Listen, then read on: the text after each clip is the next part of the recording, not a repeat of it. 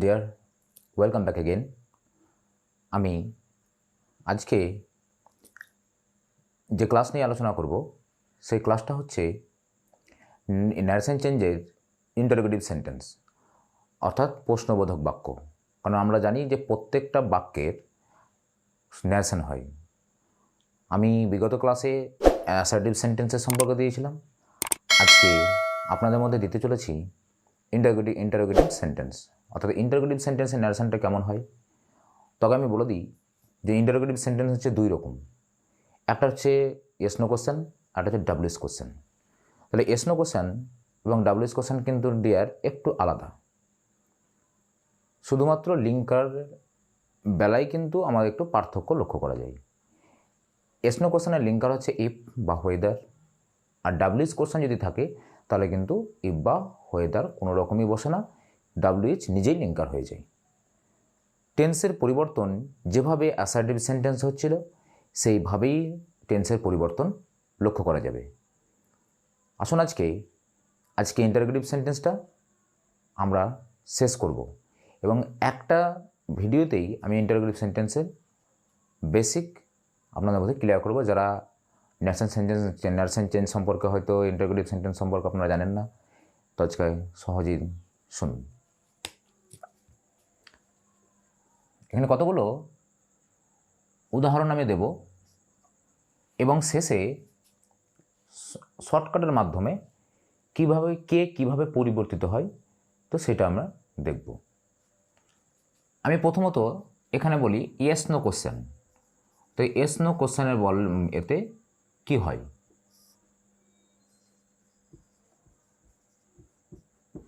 Yes no question মানে হ্যাঁ বা না বাচক। আমি আরেকবার বলে দিচ্ছি যে হ্যাঁ বা না বাচক যে প্রশ্নগুলো বললাম তাকে কাকে বলে, অর্থাৎ ইয়েস নো কোশ্চেন কাকে বলে। ইয়েস নো কোশ্চেন হচ্ছে যে প্রশ্নের উত্তর হ্যাঁ বা না দিয়ে দেওয়া যায় তাকে বলি আমরা ইয়েস নো কোশ্চেন। শুধু এইটুকু জাস্ট আমাদেরকে বুঝতে হবে।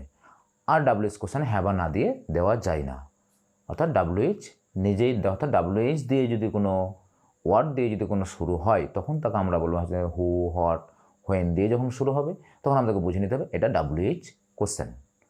তো আসুন দেখা যাক। হি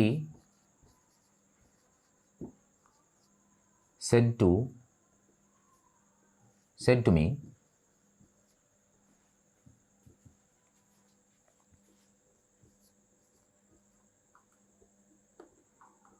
do you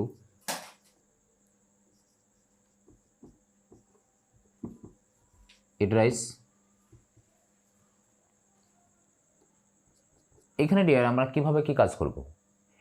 এখানে আমাকে দেখতে হবে অ্যাসার্টিভ সেন্টেন্সে যেমন এখানে হচ্ছে টোল্ড হচ্ছিল, তাহলে এখানেও নিশ্চয়ই কিছু পরিবর্তন হবে, না তো আমার প্রশ্নবোধক আলাদা হবে কি করে? এটাই দেখব।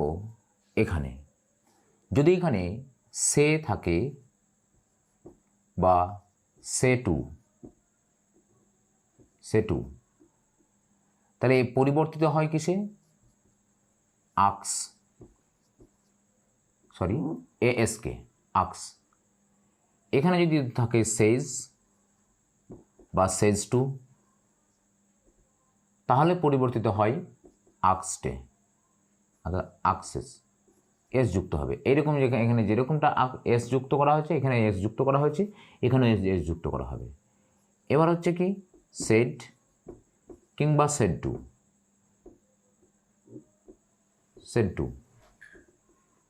তাহলে পরিবর্তিত হবে কিসে? আক্সটে।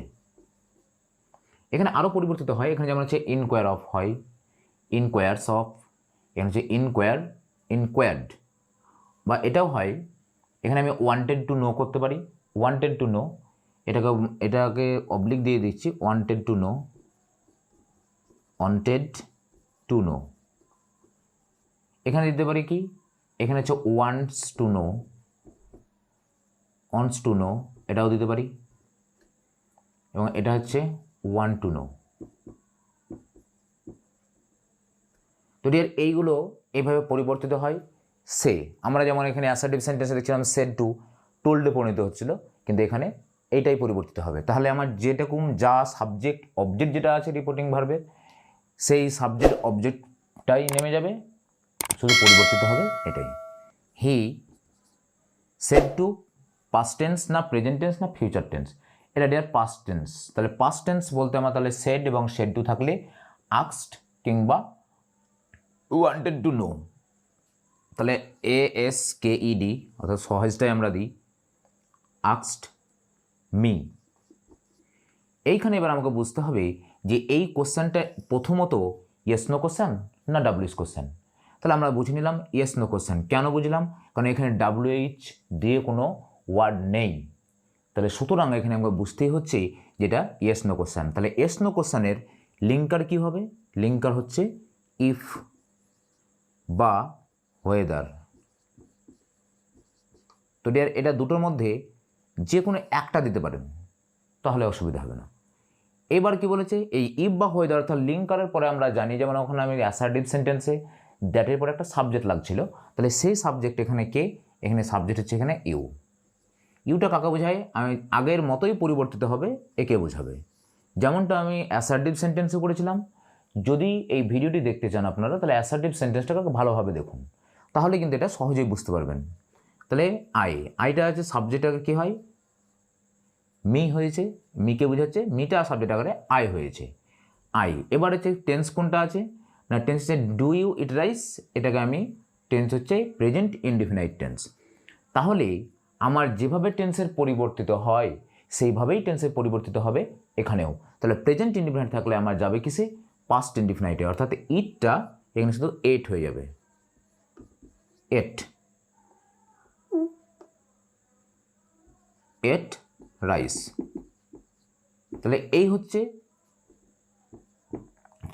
শেষে ফুল স্টপ চিহ্ন বসবে। তো এই হচ্ছে আমার WH নো কোশ্চেনের আমাদের ন্যারেশন চেঞ্জ। তাহলে এখানে মানেটা করতে হবে এইভাবে যে সে জিজ্ঞাসা করেছিল আমাকে কিনা, অর্থাৎ যদি আই এট রাইস, আমি ভাত খাবো কি না, এটা আমাকে জিজ্ঞাসা করেছিল, অর্থাৎ জানতে চেয়েছিল। এখানে আমি এটাও বলতে পারতাম he wanted to know me, সে আমার কাছে জানতে চেয়েছিল ইফ বা ওয়েদার আই এট রাইস, আমি ভাত খাবো কি না সেটা আমার কাছে জানতে চেয়েছিল। তো ডিয়ার খুবই সহজ, আপনারা শুধু লক্ষ্য করুন এই উদাহরণগুলো কে কিসে পরিবর্তন হবে আপনি আগের মতোই করেই বলতে পারবেন। 2 নম্বর, 1 নম্বরটা থাকুক, 2 নম্বরটা হচ্ছে he said to me, did you eat rice, eat rice. তো এই যে আমি আর একটা সেন্টেন্স লিখে দিয়েছি, তো এটা হচ্ছে কি আমাদের ন্যারেশনের প্রথম আমি বলেছিলাম যে লক্ষ্য করতে বলেছিলাম যে দুটো জিনিস লক্ষ্য রাখতে বলেছিলাম, যে রিপোর্টিং ভার্বটি কোন টেন্সে আছে আর রিপোর্টেড স্পিচটির প্রথমত সেন্টেন্স কোনটা আছে সেটা বুঝতে হবে, ঠিক আছে? তাহলে সেন্টেন্স বোঝার পরে তাহলে এটা কোন টেন্সে আছে আর এটার সেন্টেন্স প্লাস টেন্সটা নির্ণয় করতে হবে, তাহলে আমার সহজেই হয়ে যাবে। এখানে হচ্ছে কি হি সেড, তাহলে হি সেড টু মানে হচ্ছে আমরা জানি যে এটা সেড টু আস্কডে পরিণত হয়, এটা সহজভাবে আমরা কিন্তু নেই। কেউ আবার ওয়ান্টেড টু নো করতে পারে, ঠিক আছে? এরকম নিজস্ব ইচ্ছা অনুসারে সে করতে পারে। এখানে ইফ লিঙ্কার হিসেবে ইফ, তারপরে হচ্ছে এটা চিন্তা করতে হবে যেটা কোন টেন্সে আছে, এটা হচ্ছে যার পাস্ট ইনডিফিনাইট টেন্সে আছে, কারণ এটা হচ্ছে ডিড আছে, সেই হিসেবে আমরা দেখলাম যে পাস্ট ইনডিফিনাইট টেন্সের কখনোই এই মেন ভাব উঠে আসতে পারে না, তাই ডিডটাও কিন্তু আমাকে নিয়ে আসতে হয়েছে প্রশ্নসূচক করার জন্য, অর্থাৎ প্রশ্ন করার জন্য। তাহলে এই ডিডটাকে আমি এখন বাদ দিচ্ছি, এটা এড করে দিচ্ছি। এড করে দিয়ে এটার কোন টেন্সে যাবে সেটা আমি বলে দিচ্ছি, যে পাস্ট ইনডিফিনাইট থাকলে পাস্ট পারফেক্টে যাবে। তাহলে ইফ ইউটা হচ্ছে মিকে বোঝাবে, তাহলে আই হয়ে যাবে এবং I had eaten rice, full stop.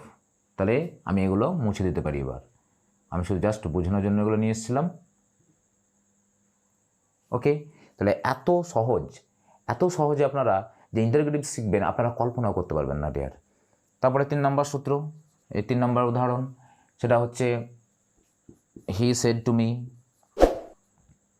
He says to me, একটু আলাদা দিয়ে দিই,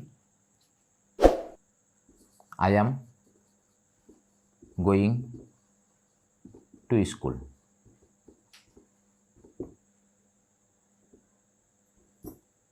Am I going to school? Am I going to school? আমি স্কুলে যাচ্ছিলাম।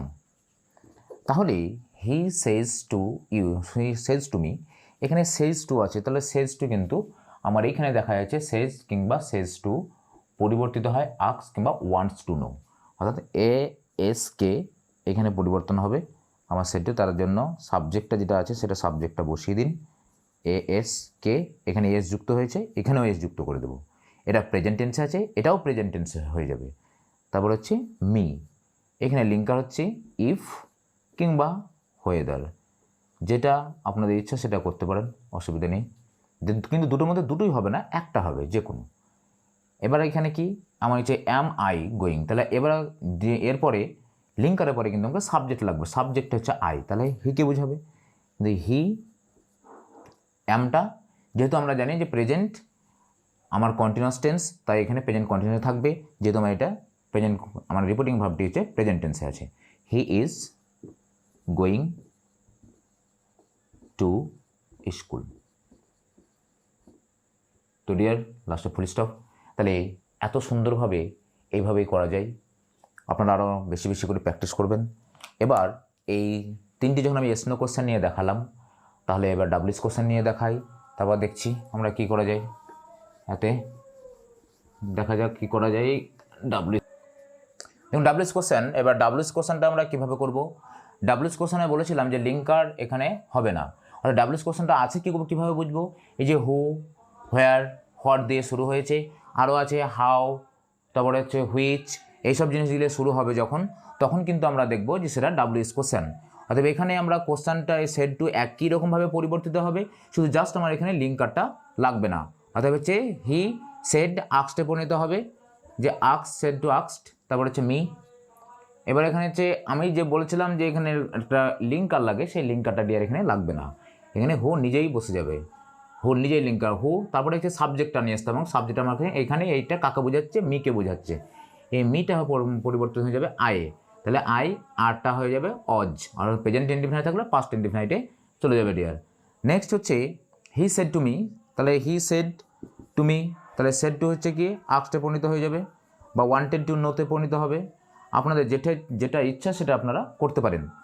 এবার এখানে হোয়ার, কারণ লিঙ্কার হোয়ার থেকে যাবে, নিজেই হয়ে যাবে। হোয়ার পরে ইউটা হচ্ছে মিকে বোঝাবে, সেকেন্ড পার্সন যেহেতু, তাহলে এখানে আই হবে। এবার হচ্ছে প্রেজেন্ট, এটা হচ্ছে ইউ আর গোয়িং, এটা আমি অ্যাসার্টিভ করে নিলাম, তাহলে ইউ আর গোয়িং হচ্ছে প্রেজেন্ট কন্টিনিউয়াস, তাহলে যাবে কিছু পাস্ট কন্টিনিউয়াস, তাহলে আই ওয়াজ গোয়িং। অর্থাৎ আমরা জানি যে বিভাবটা শুধু চেঞ্জ হয়ে যাবে, শেষে ফুল স্টপ চিহ্ন। তবে হি সেড টু হিম, সে তাকে বলছে, তাহলে সেড টু পরিবর্তন হয়ে যাবে। এখানে আমি কিভাবে জানবো যেটা ডাব্লিউএস কোশ্চেনে আছে, এই ইয়েতে ডাব্লিউএস কোশ্চেনে কিংবা হচ্ছে কোশ্চেন মার্কে আছে, যখন আমরা কোশ্চেন মার্ক যখন থাকবে এখানে, তখনই বুঝবো এটা ইন্টারোগেটিভ সেন্টেন্স। তাহলে সেই ক্ষেত্রে আমার এখানে বসবে কি হি সেড টু আক্সটে পরিণত হয়ে যাবে। তারপরে হচ্ছে হিম, এইভাবে যেভাবে অ্যাসার্টিভ সেন্টেন্সে যেভাবে পরিবর্তিত হচ্ছে, লাইক দ্যাট সেম একই রকমভাবে পরিবর্তিত হবে, টেন্সেরও পরিবর্তিত হবে ওই রকমই, শুধুমাত্র আমার লিঙ্কারগুলো শুধু চেঞ্জ হয়ে যাবে। তাই এখানে যেমন হচ্ছে লিঙ্কার হচ্ছে হোয়াট আছে, এখানে হোয়াট ইজ ইয়োর নেম, তাহলে হোয়াট মানে কি, এই নিজেই লিঙ্কার, এবং এখানে হচ্ছে গোটাটা হচ্ছে ইয়োর নেম, তাহলে ইয়োর নেম ইজ, তাহলে ইয়োরটা হচ্ছে হিমকে বোঝাচ্ছে এখানে। তাহলে হিম যখন বলছে, তাহলে হিম হচ্ছে কি, তাহলে ওখানে যেমন তোমার নাম, তাহলে হচ্ছে তার নাম, তাহলে তার বলতে কি হিজ, তাহলে হিজ নেম ইজটা অজ হয়ে যাবে ডিয়ার, অজ, এখানে তার নামটা কি ছিল। তাহলে এইভাবে যদি আমরা ভয়েসগুলো, এই ন্যারেশনগুলো যদি এইভাবে আমরা ইন্টারোগেটিভ সেন্টেন্স যদি করি, তাহলে আমাদের সব থেকে আমাদের সুবিধা হবে, এবং আপনারা সহজেই শিখে নেবেন। আপনারা শুধু জাস্ট একটু প্র্যাকটিস করুন, প্র্যাকটিসের মধ্য দিয়ে কিন্তু আমাদের অনেক কিছু হতে পারে। আমরা এত সহজে এগুলো শিখবো, আমরা এগুলো কল্পনাও করতে পারিনি ডিয়ার। তো আপনাদের এই বিষয়ে কোনো চিন্তার কোনো কারণ নেই, আমি আছি। অতএব আপনারা বিগত ক্লাসগুলো আগে প্রথমে দেখুন, তারপরে লেটেস্ট যে ভিডিওগুলো ছাড়বো সেই প্রতিদিন আপনারা দেখতে থাকুন, লক্ষ্য থাকুন। আজকে